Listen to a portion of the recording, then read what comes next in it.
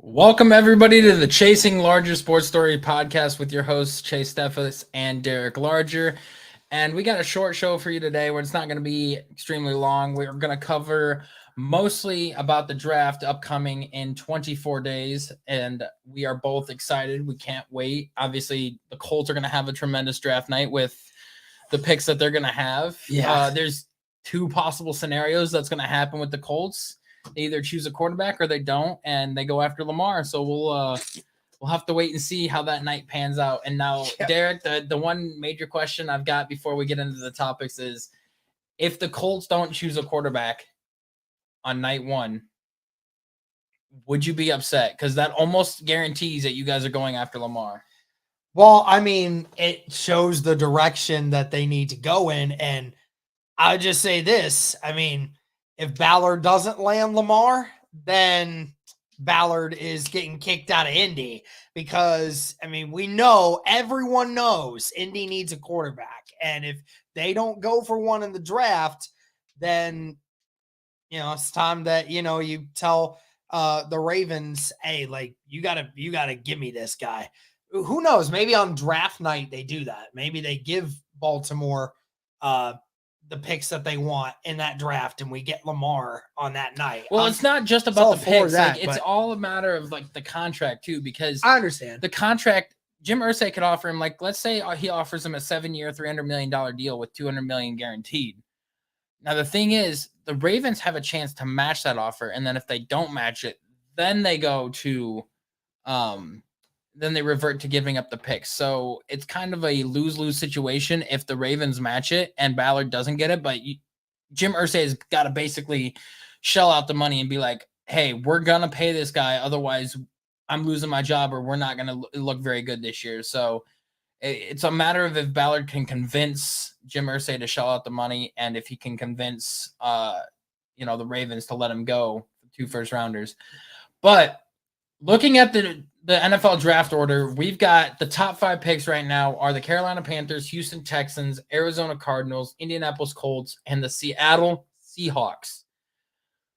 We have already been talking about 6 potential trade-up opportunities to get ahead of the Colts to draft a quarterback. And Derek, what is your thoughts? Do you think Arizona stays there and drafts Will Anderson in the best defensive player available, or do they acquire a couple more picks for the next couple of years and trade back? Well, you're obviously going to wait that out, right? You want to wait that out until you see just how far somebody is willing to push it to get, as many picks as possible out of somebody. Clearly, Arizona needs more than just the number 3 overall pick. They need a lot more than anything they got. And I mean, at the end of the day, if they trade back, say they traded back with somebody like the New York Jets with the 13th pick, that's about as far back as I would assume they would go.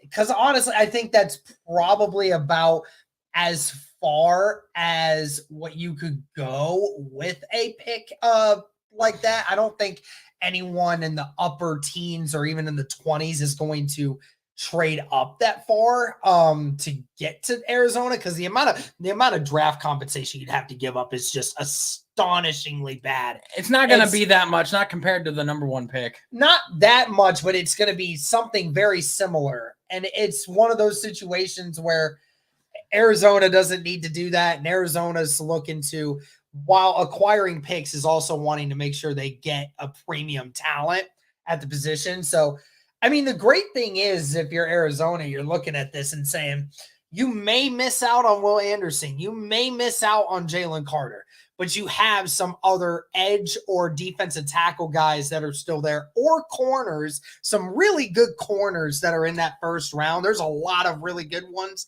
in this draft that you could easily snag. Plus, maybe if you got an extra first from the trade or an extra second, maybe 2 extra seconds, then, that helps with occurring more picks for you, because with a new coach and with a quarterback that you presume is not going to play for the first half of the season, then it's one of those situations where you need to have as many guys in there as possible to try and bring this team in a whole new direction. So I definitely see them trading back. I don't see them sticking with Will Anderson just at number 3.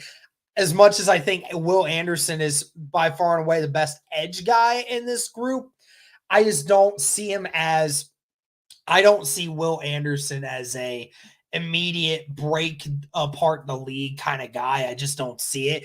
I don't think it's worth holding on to the number 3. Like, it'd been different if like you, I don't think he's a Chase Young kind of prospect. I think he's a really good prospect, but everyone knew Chase Young, if he was going to stay healthy when he came in the league, was going to be a stud. And he was when he came in. I just don't know if Will Anderson's there. I think Arizona's best bet is to trade back with whoever that is. I have no idea. But, I mean, you just look at all the teams that might do it. Indianapolis might look to do it if they deem that there is a QB that they want on draft night that they need to get. I mean, you can get easily a second-round pick out of Indianapolis for that. First for next year. And who knows? It just depends on who's available in that moment. No way does Indy do that for Anthony Richardson, but if Bryce Young or CJ Stroud is available at 3, then you would see something different. Absolutely somebody would. And I mean, we've heard Seattle might potentially do it. They've never hinted at not doing it. We've seen Tennessee, we've seen Vegas, we've seen Minnesota. Yeah, you said Tennessee, and who knows if the Jets can't get Rodgers, they may say, screw it, throw everything in.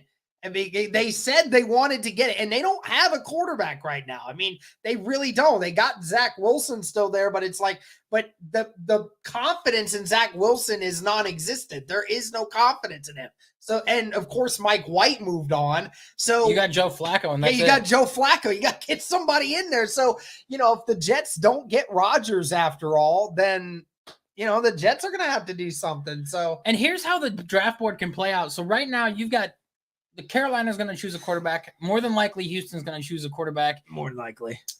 And whoever trades up with Arizona is going to get a quarterback. So we're going to have a first 4 picks at quarterback. That means Seattle's going to get the best defensive player available, which would be Will Anderson.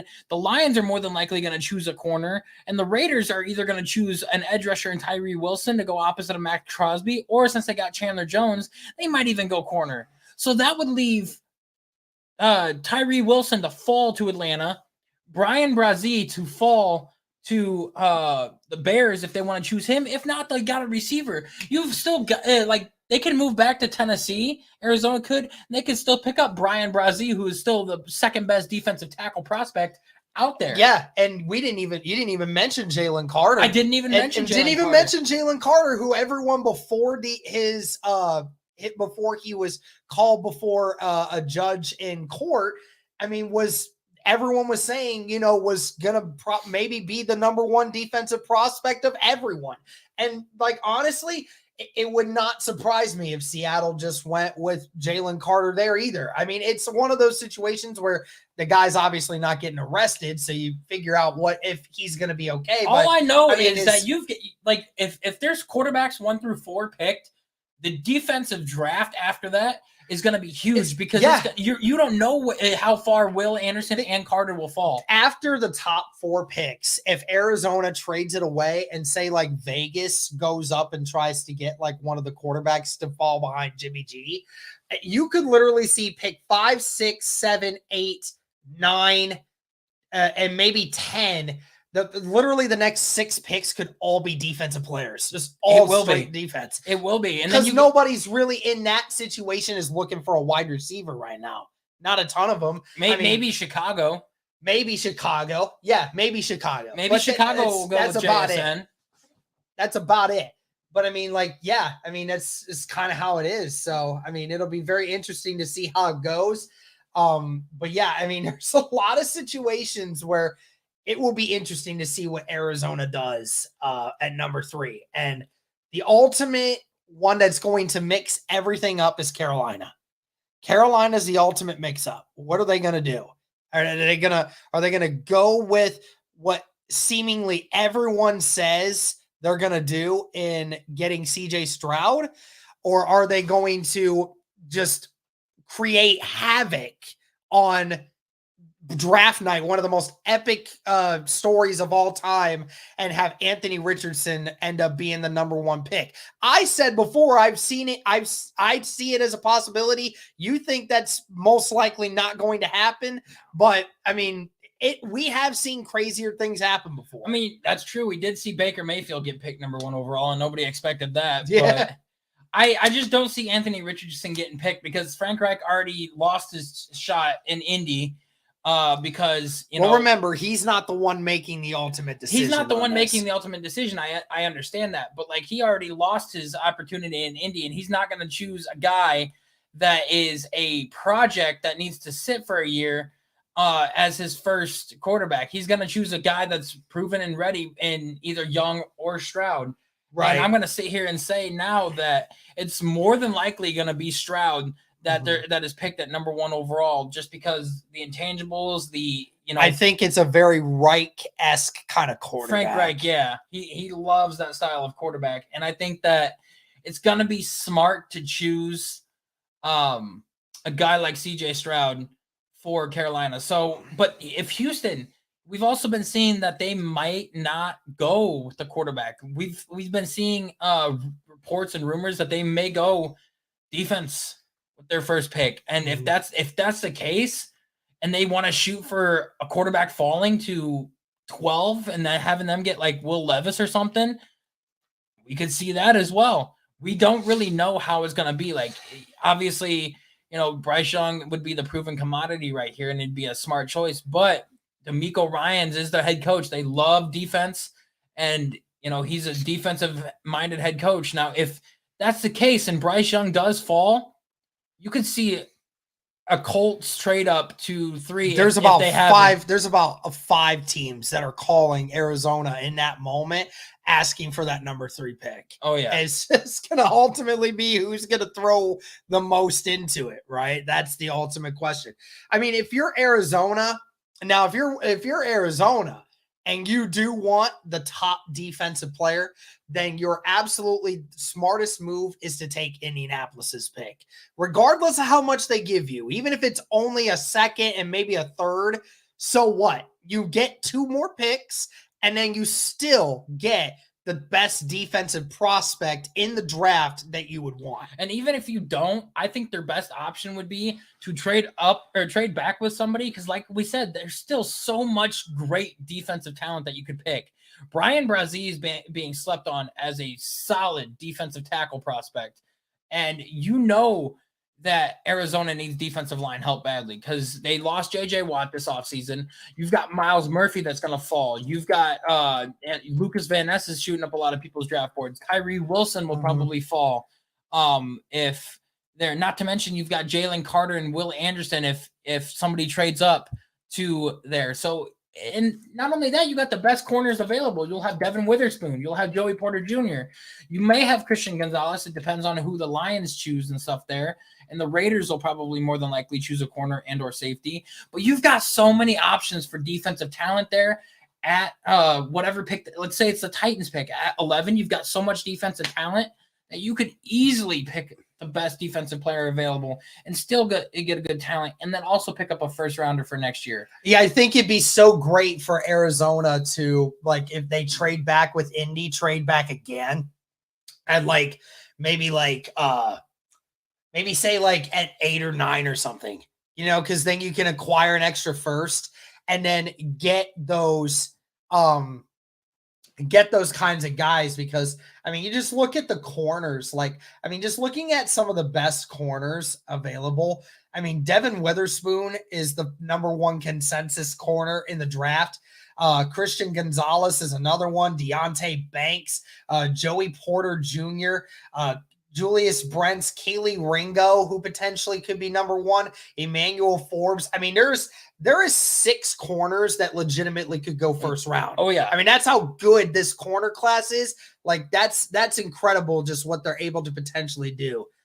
The Browns will be the worst team in the NFL. It's Mitchell. Of course. At least the QB is a good guy. He is throwing so much shade at you.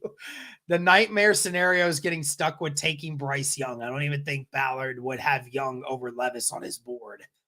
Let's hope a team goes to 3 to take AR. I'll be so happy. Tyler Scott, wide receiver 1. For who? For Indy. No, Mitch, I'm being dead serious. Like, from what I've heard from a guy that covers the Colts and has talked with Shane Steichen, he really likes Tyler Scott. So do the Browns, and he's a Browns fan. Yeah, He would love to come here. Like a lot of people really like Tyler Scott because of his athletic ability. Now let's go back to this comment here for a second. What do you say about this with getting stuck with Bryce Young being nightmare scenario? I don't think so. I mean, it really just depends on if Shane Steichen values like height as a big thing for his quarterbacks, because that's the only nightmare scenario that you see with that. Because, you know, there's a lot of head coaches that value height as a like do or die factor in a lot of different quarterbacks. And that could be the worst case scenario for the Colts if that's the one thing that he chooses or like he deems as bad. But honestly, I think that it's not a nightmare scenario. No, I think that if Bryce Young's available, you throw everything you got in the kitchen sink to try to get him. I would just say I understand that the size thing is definitely a very big concern. You look back at what Kyler Murray was when it came to that's what everyone is talking about with the size, right? Because Kyler Murray was pretty much the same size as Bryce Young. And everyone's saying, well, he's an inch taller. And he's an inch taller, he's 3 pounds heavier, whatever. This is about the same. So what they're saying is like you're looking at Kyler Murray now, 4 years into the league. He's already having injury problems and he's not playing well. I think the only difference is we know what kind of player Kyler Murray is now. He's not dedicated to the game of football. He's not throwing himself out there. The Arizona Cardinals literally put in a clause in his contract that said that he needs to study 4 extra hours of film a week in order to obtain certain benefits. Like, in what universe has there ever been another player who has had to have that kind of contract clause in their contract? Only someone who obviously does not watch film or doesn't take it seriously would have that in the contract. So, Kyler doesn't take it seriously. I think the Cardinals should have just let Kyler walk, and they should have drafted a different quarterback, because if you know that your quarterback doesn't watch film and he's not dedicated to the game of football like this, why would you sign him to a multi-year contract? Exactly my point. Like, everyone was like, oh my God, the Cardinals, how could you possibly ever put that in a contract? Like, what? Well, why did they? Because Kyler doesn't, it's telling you why, because Kyler doesn't dedicate himself to his craft. We've always wondered, does Kyler actually watch film? Does he actually understand what's going on the football field? Bryce Young is a much more dedicated football player, in my opinion. And also, he doesn't play the same way. He doesn't play the same way as Kyler Murray. Who's Allen for? Wait, what's that? Oh, for all four prospects. He just accidentally put an N in there. Okay. But the thing is, like, Bryce Young plays a completely different game. He stays in the pocket a lot more. He's a lot smarter about the hits he takes. He's a much smarter football player. I think he has just as much opportunity. And you know what? At the end of the day, in 3-4 years from now, if Bryce Young turns out to not actually be that great, then that's unfortunate. You move on. You tried. Bryce Young is, for some people, the easy number 1 prospect, the number 1 quarterback. Just the size is an issue, but his play ability, he is maybe the most defined prospect of everyone. If he landed in your lap at 3 and that's the only thing that bothers you, then okay, 4 or 5 years from now, if he sucks, then he sucks. You tried. You at least went with a guy that you knew was good coming out of college. But you were saying the same thing about Sam Darnold. You were saying the same exact thing about Sam Darnold. Listen, I was completely wrong about Sam Darnold, okay? I was completely wrong about Sam Darnold. And I'm sitting over here telling you the only difference, and the funny thing is, like, the top 3 guys in that draft, well, 3 of the top 4, they all panned out to be nothings in the league, right? Baker Mayfield wasn't a nothing, but he wasn't much. Sam Darnold wasn't much. Josh Allen was picked before Rosen. Josh Allen was picked before Rosen. Josh Allen obviously is a great quarterback. Rosen turned out to be nothing. It was a lot of their situations. It was a lot of their situations that was the problem. A lot of them had bad situations.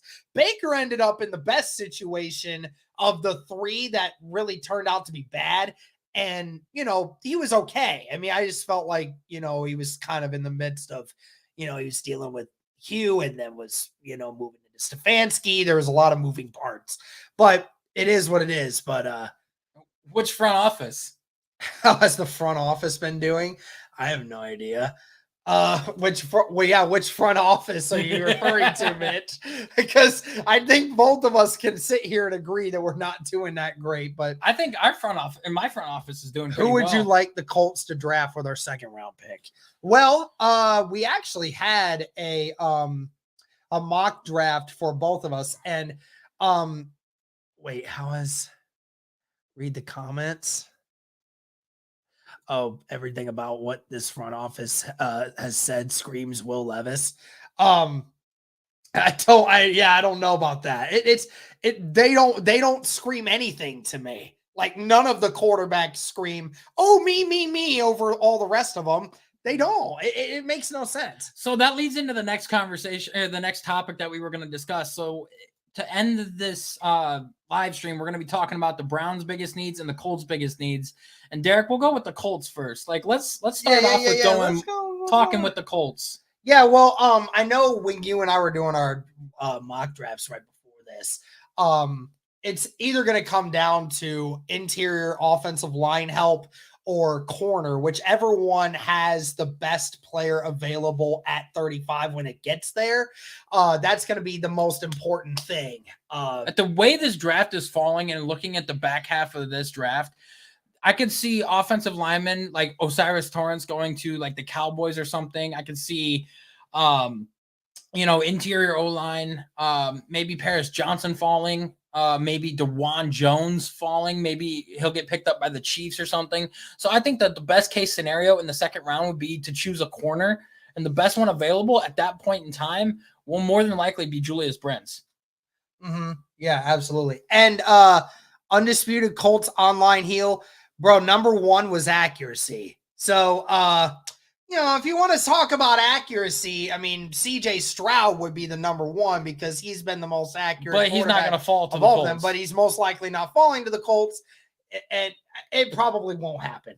I'll just say this: if Stroud does fall to the Colts at 3 and we trade up and get Stroud, just know nobody is safe at my house on that Thursday. I'm going to tell you, nobody is safe. I'm going to tell you this right now. I'm going to tackle every single one of you. I'm going to tell you this right now. If the Panthers pass on CJ Stroud and choose Anthony Richardson, the Colts better throw the kitchen sink at the Cardinals to get up to 3. Yeah, because then either Stroud or Young is fallen to 3, and that's the most important thing. Because you know for a fact that you're going to have the Titans, the Vikings, the Raiders, the Seahawks, everybody trying to call the Cardinals. Oh, yeah. And get to that third. But once that first overall pick is in and announced, you're going to have the first GM available calling the Cardinals and be like, "What's your offer?" I'm literally being like, I don't care if the Colts give up their first next year. If that means we get Stroud, I don't care. I don't care. It's going to take more than just a first next year. A first and a third. I don't care. Then to give them a third this year and the first next year, I don't care because they're getting my number 4. They're getting number 4. They get my first next year and a third this year. I don't care. I'm fine with that. If that means I get Stroud, then I'm all for it. Okay. I'm all for it. I don't care. But no, obviously when it comes to the rest of the Colts need help in a lot of different places. And we talked about it with interior line and cornerback. Again, it just all depends on where it ends up, who's the best available at that moment. I know you brought up you picked Julius Brents, which is a fantastic one, and I really think would be a fantastic work. And then you and I kind of just went back and forth. Like it just is, it all depends on who's there available at that time. We both got Byron Young. I went with Jonathan Mingo earlier in the draft. I think that's a very smart thing to do because Jonathan Mingo is the perfect Ballard prospect. Tall, big, athletic. Like that's the mold of the Indianapolis Colts wide receivers. Okay, Michael Pittman, 6'4", 220 pounds, can run a 4.5, and Alec Pierce, who's 6'3", 215 pounds, can run a 4.4 and can jump out the freaking building. Like, I mean, Jonathan Mingo makes a ton of sense. Can we pick a new GM with the 4th pick? Oh, I volunteer the tribute.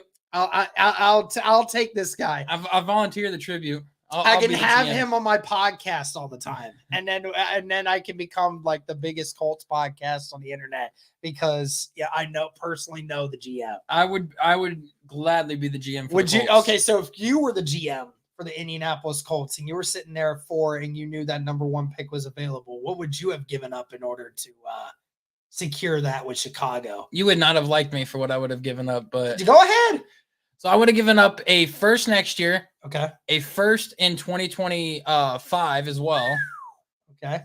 And I would have given them a potential defensive player. Okay. Maybe Buckner, maybe not. But then also a 3rd rounder for 2025 as well. Jesus Christ, homie. He said, hell no, we don't want your goofy ass. But if that means getting the best quarterback available, I'm all for it because this team is a quarterback away from being successful. And if that means getting a guy like CJ Stroud coming in here with Shane Steichen's offense, you still have all of your offensive pieces. You're not giving up any. I would not have given up any. Giving up a guy like DeForest Buckner would have hurt, granted, but you still gave up 2 first-round picks. You gave up a 3rd-round pick. You keep all of your offensive pieces. You got all the rest of your picks this year. I could have easily picked up another defensive tackle prospect late in the round. Maybe Byron Young out of Alabama would have been a good pick. Carl Brooks, also another good defensive tackle prospect. You got somebody that's cheaper. You free up some cap space. And then not to mention the Bears have a good defensive lineman. And you might even be able to do a pick swap with them for whoever you're going to choose. Trade for Lamar. So it's very simple that's what I would have given up. But I believe wholeheartedly that CJ Stroud is the best quarterback in this draft with everything that he has to offer and come to the field. So have you ever noticed that DeForest has a really small head compared to his body? Yeah, because he's 6'7", 300 pounds. Nobody's that big. I mean, it's just that's like abnormal. That's not normal for somebody to be that big.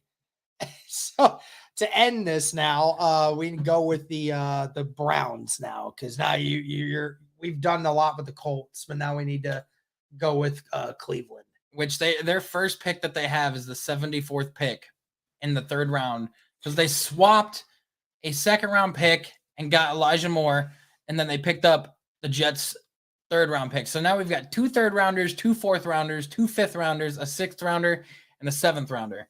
That is 8 picks going into this draft, and I really don't think that there's 8 roster spots that we really need to go into this draft. So what a best case scenario I see them doing is they brought Trenton Simpson in for a visit. And with the way that we are thinking the draft order is going to go, Trent Simpson could fall past 43, 44. And if that's the case, I could see the Browns trading the 2 3rd-round picks going into the 2nd rounder and picking up Trent Simpson like that.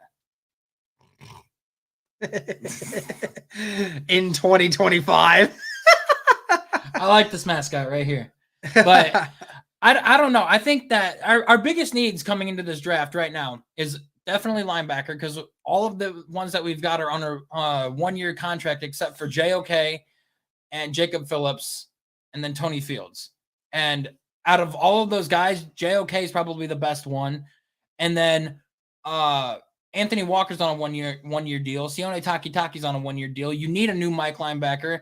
There's plenty of guys that could be available at 74. Noah Sewell could be available. Ivan Pace Jr. could be available. But if you got a chance to go up and get the best linebacker in this draft in Trenton Simpson or even Jack Campbell, jump on that. Trade your third-round pick and a fourth-rounder or your 2 third-rounders and go up to do that.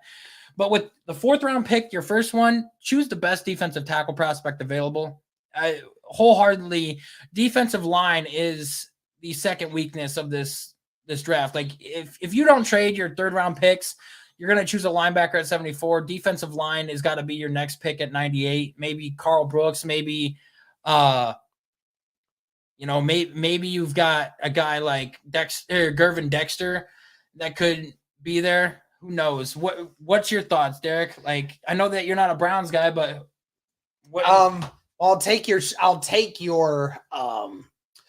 definitely take your advice on the linebacker situation. I think there will be maybe 1 or 2 decent linebackers in the third round that could potentially be there.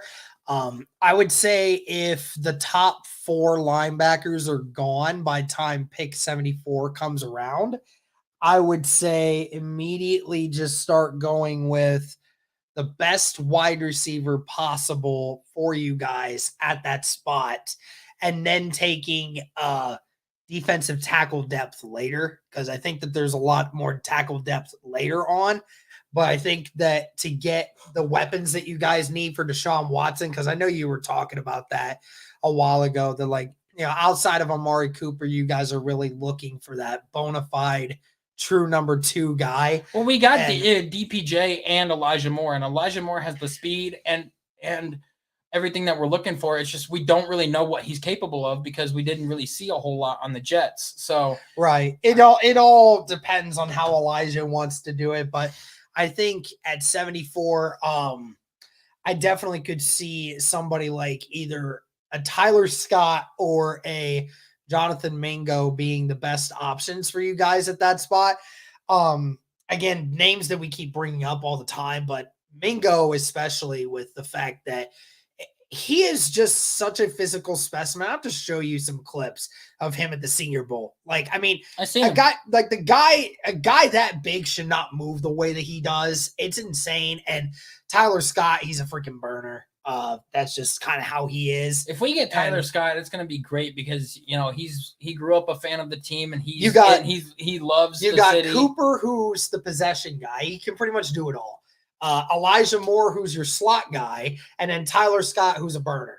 Now, if you want Jonathan Mingo to be both things, I mean, Mingo can do both. Mingo can be that burner, but also be the guy that, gets the contested catches because he's 6'1" and 220 pounds. I mean, he's bigger than most of your corners out there. So it's kind of a nice situation for you guys because especially in that third or fourth round, there's going to be a lot of great wide receivers still available. I could even see Cedric Tillman falling too. Oh, Cedric Tillman 100% could fall because he's had injury problems.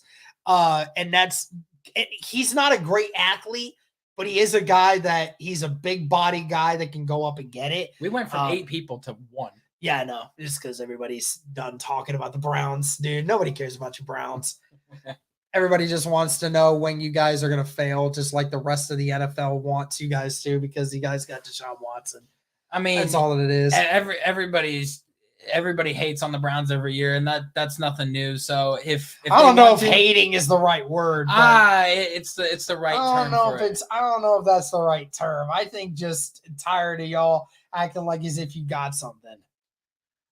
Yeah, but even the year that we were good, everybody was rooting for our demise. They're like, "Oh, well, you're gonna get clapped in the playoffs, so it don't really matter." That's not true. The average NFL fan wanted to see Cleveland do well because they're the underdogs. Ain't Cleveland ever been good? Cleveland's never been good. That's a straight up lie. Nobody wanted to see us succeed. That is not true. Ask anyone, and I guarantee outside of the other team's fan base wanted Cleveland to freaking win. Mitch, everyone in Ohio. Mitch, if you're still in here, wanted you guys. Mitch, if you're still in here, would you want to see Cleveland succeed? Yes or no?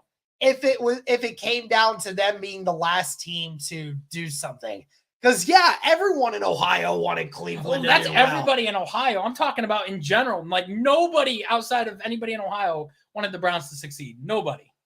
I beg to disagree. I think you guys had a lot of underlying support from anonymous people. And I say anonymous because nobody wants to anyone else to know that they were rooting for the Browns. Exactly. And that's how it is this year. Like we could be Which team great. has a better record this year, the Colts or the Browns? You guys should bet on it. Cleveland. Glad we can bet on Cleveland. Yeah, Cleveland. Guys, unless we get Lamar or CJ Stroud, we're not competing. We've got a better roster put together right now. 100% better roster. Yes. You guys have a lot better players in the positions that matter. For one, you have the better quarterback right now. You have a offensive line that's better in unison. Your running back is just as good as ours, if not better. And then your defensive line, your best edge rusher is clearly the best, one of the best ones in the league. You have one of the best corners in the league. You just have a lot more premium talent in areas that it matters. So I rooted for Brissett. Does that count? That's a lot of the Colts fan base, bro. We rooted for Jacoby Brissett just because he was a former Colt. Dude, I'm telling you, like but everybody's rooting against Cleveland all because of Deshaun. Like, well, yeah, that's somewhat of a valid point. And I understand. I understand, but like if us as a fan base could look past him as the person and just focus on all the other players on the Cleveland roster, then everybody in the NFL can too. He's just another player on the field helping us try to succeed and whatnot. But like back to what we were saying, we also have a defensive coordinator that has had a top 10 defense everywhere he's gone in Jim Schwartz. And we just stole the Colts special teams coordinator, Bubba Ventrone, who played for Cleveland back then too. So I honestly am gonna sit here and say that I predict Cleveland to win 10 games this year, especially with their schedule the way that we have. I definitely see it. I think Deshaun Watson having a full season to work with everyone in the building, and actually they're still the Browns, so they'll find a way. I will say this. Our defense lost 3 games for us last year, and had we had a better defensive coordinator, we would have won 3 games easily. We would have finished at 9-8. And that is not definitely an excuse. That is a 100% fact, because the Jets game, blown coverage and lost in the final minute and a half. The Chargers game, Brandon Staley handed us that game on a silver platter, and our kicker missed the final game-winning kick by 6 inches because he could not get his planting foot properly, and he shanked it to the left because his planting foot was pointed at an angle instead of straight.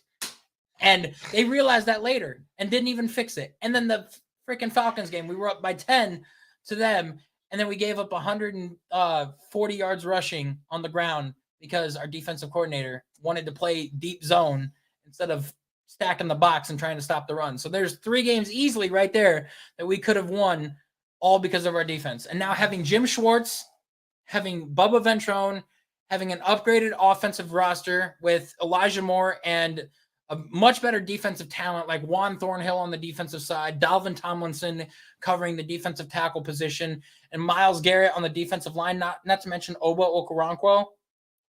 The sky's the limit for the way that this team could be this year. And we still got the draft to see who we add too. So, but that'll do it for the Chasing Larger Sports Stories podcast. It was a short and sweet video for you guys today. We covered a lot of the draft prospects, the risers and falls of who we got, and the Colts and Browns picks on who we believe could be available for them and the options that they got.